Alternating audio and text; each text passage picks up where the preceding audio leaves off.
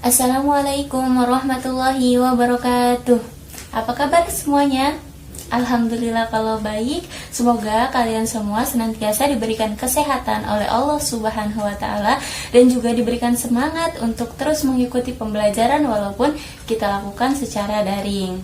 Baik, pada pembelajaran pendidikan agama Islam dan budi pekerti pada hari ini, sebelum memulai pembelajaran kita alangkah baiknya kita berdoa terlebih dahulu. Berdoa mulai.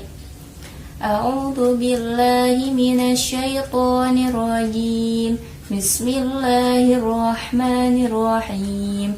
Rabbi shrah li sadri wa yassir li amri wahlul 'uqdatam min lisani yafqahu qawli. Rabbi zidni ilman warzuqni fahman birahmatika ya arhamar rahimin. Amin amin ya rabbal alamin. Baik, kita lanjut dengan pembacaan ayat suci Al-Quran. Kita membaca surah Al-Quraisy. Ayatnya bisa kalian lihat di atas, sudah ibu tampilkan. Mari kita baca bersama-sama. 1, 2, 3.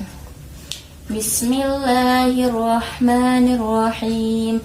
Li'ilafi Quraisy ilafihim rihlatash shita'i was-shayf فليعبدوا رب هذا البيت الذي أطعمهم من جوع وآمنهم من خوف صدق الله العظيم. Allahumma arhamna bil Quran. Semoga dengan pembacaan doa tadi dan juga dengan pembacaan ayat suci Al-Quran, kita semua dapat dirahmati oleh Allah Subhanahu wa taala dan juga diberikan pemahaman pada pembelajaran kita pada hari ini. Amin ya robbal alamin. Baik, ibu sudah mengirimkan link absen di grup WA. Silahkan kalian cek, dan sebelum kita memulai pembelajaran, ibu minta kalian untuk mengisi absensi terlebih dahulu. Apakah sudah absen semuanya? Alhamdulillah kalau sudah. Baik, kita akan segera mulai materi pembelajaran pada kali ini, yaitu tentang meneladani perjuangan dakwah Rasulullah Shallallahu Alaihi Wasallam di Madinah. Baik, sebelum ibu menjelaskan mengenai dakwah Rasulullah di Madinah, ibu ingin mengetahui sejauh mana pengetahuan kalian mengenai Rasulullah Shallallahu Alaihi Wasallam. Jadi pertanyaannya, apa yang kalian ketahui mengenai Rasulullah Shallallahu Alaihi Wasallam? Iya, silakan Safitri. Betul sekali, Rasulullah adalah utusan Allah yang Allah turunkan di bumi. Siapa lagi? Iya, Farula Anam. Betul juga, Rasulullah merupakan nabi terakhir yang mana tidak ada nabi lagi setelah beliau. Kemudian siapa lagi? Iya, Rina. Betul juga, Rasulullah dilahirkan pada tahun gajah. Iya, betul. Bagus sekali kelas ini. Jadi ibu rasa kalian sudah mengetahui sedikit tentang sejarah Rasulullah Shallallahu Alaihi Wasallam. Untuk itu, sebelum kita mengetahui dakwah Rasulullah di Madinah, maka ibu akan membahas sedikit tentang sejarah Rasulullah Shallallahu Alaihi Wasallam secara singkat. Mari kita simak bersama-sama.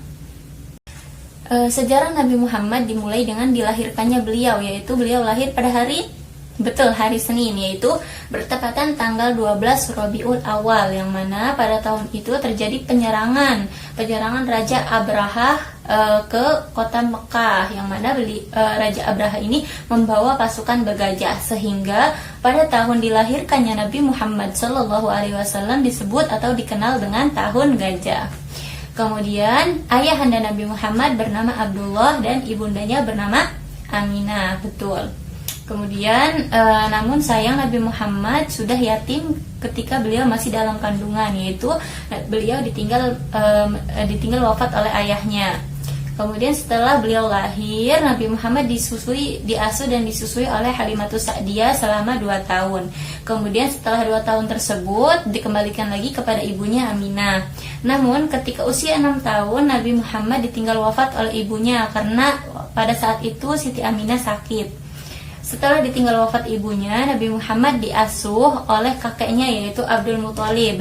Namun tidak lama Abdul Muthalib juga wafat, kemudian Nabi Muhammad dilanjut diasuh oleh pamannya yaitu Abu Thalib. Nah, ketika diasuh oleh Abu Thalib, saat remaja Nabi Muhammad diajak berdagang ke Syam atau Suriah. Pada saat mereka, Nabi Muhammad dan Abu Thalib sampai di kota Basrah, bertemu dengan pendeta Buhairo, yang mana pendeta tersebut mengetahui tanda-tanda kenabian Nabi Muhammad. Terus dilanjut ketika usia 25 tahun Nabi Muhammad menikah dengan Siti Khadijah.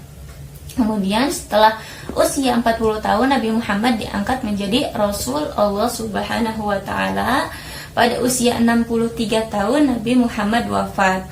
Nah, ketika dari usia 40 tahun diangkatnya Nabi Muhammad menjadi Rasul sampai usia 63 tahun, jadi Nabi Muhammad sudah berdakwah selama 23 tahun, yang mana 13 tahun di Mekah dan 10 tahun di Madinah. Nah, yang akan kita bahas pada saat ini adalah 10 tahun dakwah Nabi di Madinah. Pada pertemuan kali ini ada 4 poin yang akan kita bahas secara tuntas. Yang pertama, peristiwa hijrah Rasulullah SAW ke Madinah. Yang kedua, dakwah Rasulullah SAW periode Madinah. Yang ketiga, hikmah dakwah Rasulullah periode Madinah. Dan yang terakhir, sikap dan perilaku yang mencerminkan meneladani kisah dakwah Rasulullah SAW periode Madinah. Baik, materi pertama yaitu tentang peristiwa hijrah Rasulullah ke Madinah. Sebelum kita mengetahui peristiwa hijrah Rasulullah ke Madinah, alangkah baiknya kita mengetahui pengertian hijrah, yang mana hijrah memiliki 2 makna. Yang pertama, berpindah dari satu tempat ke tempat lain. Yang kedua, meninggalkan segala larangan Allah demi untuk melakukan perbuatan yang baik menurut Allah. Dalam konteks hijrah Rasulullah kali ini, makna hijrah yang dimaksud adalah makna hijrah yang pertama, yaitu berpindah dari satu tempat yaitu Mekah ke tempat lain yaitu Madinah. Demi apa? Demi memperoleh kenyamanan. Kenyamanan dalam hal apa? Yaitu dalam beribadah dan juga berdakwah. Nah, peristiwa hijrah Rasulullah ini terjadi perkiraan pada tanggal 16 Juni 622 Masehi atau bertepatan pada tanggal 2 Rabiul Awal 1 Hijriah. Pertanyaan selanjutnya yaitu kenapa sih Rasulullah harus hijrah? Nah, faktor yang mendasari hijrahnya Rasulullah dari Makkah ke Madinah adalah 2 hal. Yang pertama, adanya rencana pembunuhan yang dilakukan oleh kaum Quraisy terhadap Rasulullah SAW. Kemudian, kenapa kota Madinah yang dipilih sebagai tempat hijrahnya Rasulullah? Karena dianggap kota Madinah adalah kota yang potensial menerima ajaran agama Islam. Materi selanjutnya yaitu tentang dakwah Rasulullah periode Madinah. Membahas tentang hijrahnya Rasulullah ke Madinah, pasti terbersit di pikiran kita pertanyaan mengenai apa saja sih yang Rasulullah lakukan selama di Madinah. Nah, selama 10 tahun di Madinah, Rasulullah telah melakukan berbagai hal. Salah satunya yaitu diantaranya yaitu yang pertama, Rasulullah berhasil menegakkan ukhuwah Islamiyah. Hal ini ditandai dengan Rasulullah berhasil mempersaudarakan antara kaum Muhajirin dan Ansor. Kemudian yang kedua, selain itu Rasulullah juga berhasil mendirikan pusat peribadatan dan juga pertemuan, yaitu dengan membangun Masjid Nabawi yang bisa kita lihat sampai saat ini. Kemudian yang ketiga, Rasulullah juga menjalin hubungan yang baik dengan berbagai pihak.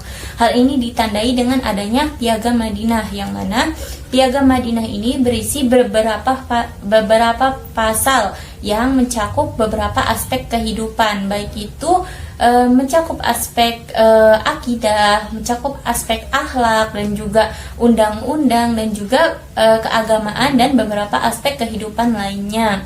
Kemudian yang terakhir, Rasulullah juga menyusun strategi politik dan kemiliteran, yang mana strategi yang Rasulullah susun pada saat itu terdiri dari mengirim surat atau dakwah Islamiyah yang Rasulullah kirim kepada para pimpinan-pimpinan yang berkuasa pada saat itu, yang mana setelah mendapatkan surat dari Rasulullah ada berbagai respon yang variatif dari berbagai raja. Ada yang menerima dakwah Rasulullah dengan baik dan memutuskan untuk memeluk Islam, ada pula yang tidak memutuskan untuk memeluk Islam tetapi tetap membalas surat Rasulullah dengan baik, dan ada pula yang menentang Islam secara keras. Kemudian Rasulullah juga memaklumkan perang kepada orang-orang yang menentang dakwah Islam. Kemudian Rasulullah juga memerangi kabilah yang mengkhianati perjanjian dengan kaum muslimin. Juga Rasulullah berusaha membentuk daulah Islamiyah menjadi satu kesatuan yang ditakuti dan disegani oleh lawan. Selain itu semua, selama 10 tahun di Madinah, Rasulullah juga telah melalui berbagai macam peperangan.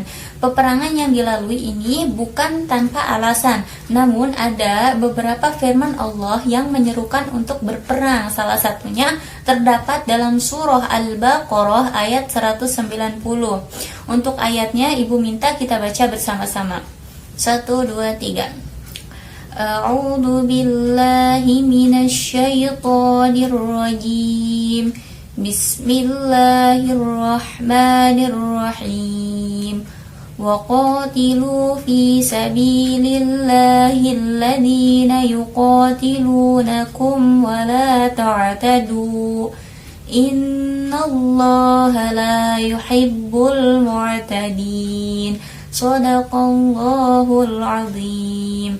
Waqatilu fi sabilillah, dan perangilah di jalan Allah, alladzina yuqatilunakum, orang-orang yang memerangi kamu, kata Allah. Wala ta'tadu, namun jangan melampaui batas. Innallaha la yuhibbul mu'tadin, karena sesungguhnya Allah itu tidak menyukai orang-orang yang melampaui batas. Peperangan pertama yang Rasulullah lalui adalah Perang Badar, yang mana perang ini berlangsung antara kaum muslimin Madinah melawan kaum musyrikin Mekkah.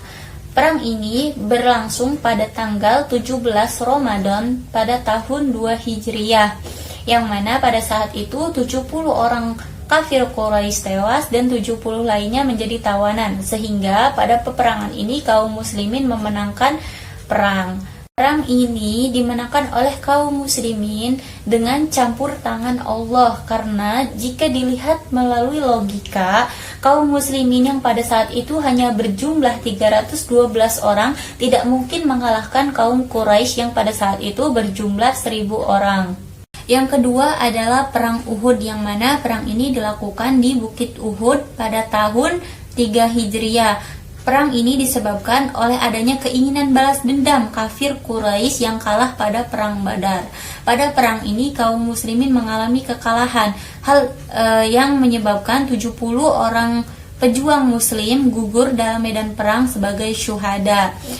Kekalahan kaum muslimin ini disebabkan oleh kaum muslimin yang lupa terhadap pesan Rasulullah untuk tidak meninggalkan pos apapun keadaannya sampai Rasulullah memerintahkan, tetapi mereka malah meninggalkan pos sebelum Rasulullah memerintahkannya karena mereka tertarik dengan harta ghanimah yang begitu banyak. Sehingga pada saat itu kaum muslimin lengah, dan kelengahan ini dimanfaatkan oleh kaum kafir Quraisy untuk melancarkan serangan balik, sehingga pada saat itu kaum muslimin mengalami kekalahan. Selanjutnya yaitu Perang Khandaq. Perang ini berlangsung pada bulan Syawal tahun ke-5 Hijriah, yang mana berlangsung antara kaum muslimin melawan kaum Yahudi Madinah yang bersekutu dengan masyarakat Mekah, sehingga kaum melawan membentuk pasukan berjumlah 10.000 tentara, sedangkan kaum muslimin pada saat itu hanya berjumlah kurang dari 3.000 orang. Kemudian setelah Rasulullah mendengar keberangkatan mereka ke Madinah, Rasulullah atas saran Salman Al-Farisi memerintahkan masyarakat muslim untuk menggali parit sebagai benteng pertahanan atau Khandaq. Oleh karena itu, perang ini disebut dengan Perang Khandaq. Selanjutnya yaitu Perang Hunain, yaitu perang yang berlangsung antara kaum Nabi Muhammad SAW melawan kaum Baduy. Perang ini berlangsung pada tahun 8 Hijriah, yaitu berlangsung di salah satu jalan dari Mekah ke Thaif. Perang ini dimenangkan telak oleh kaum muslimin, yang mana perang ini juga merupakan salah satu perang yang diabadikan dalam Al-Quran, yaitu terdapat dalam surah At-Taubah ayat 25. Kemudian yang terakhir yaitu Perang Tabuk, yang mana perang ini berlangsung pada tahun 9 Hijriah di kota Tabuk, yaitu bagian utara Jazirah Arab. Perang ini berlangsung antara kaum muslimin melawan kerajaan Nasrani Romawi. Hal ini terjadi karena orang-orang Romawi menghalangi dakwah Islam ke wilayah Syam, Irak, dan Mesir. Materi selanjutnya yaitu hikmah dakwah Rasulullah Shallallahu Alaihi Wasallam periode Madinah. Di antara beberapa hikmah dari kisah perjalanan hijrah Rasulullah dan dakwah Rasulullah periode Madinah antara lain, yang pertama, terciptanya persaudaraan antara kaum muhajirin dan ansor. Yang kedua, adanya persatuan dan saling menghormati antar agama. Yang ketiga, mengembangkan tolong-menolong antara yang kuat dan yang lemah. Yang keempat, umat Islam harus berpegang teguh pada aturan Allah. Yang kelima, adanya hubungan yang baik antara manusia dengan Allah, dan juga hubungan yang baik antara manusia dengan manusia.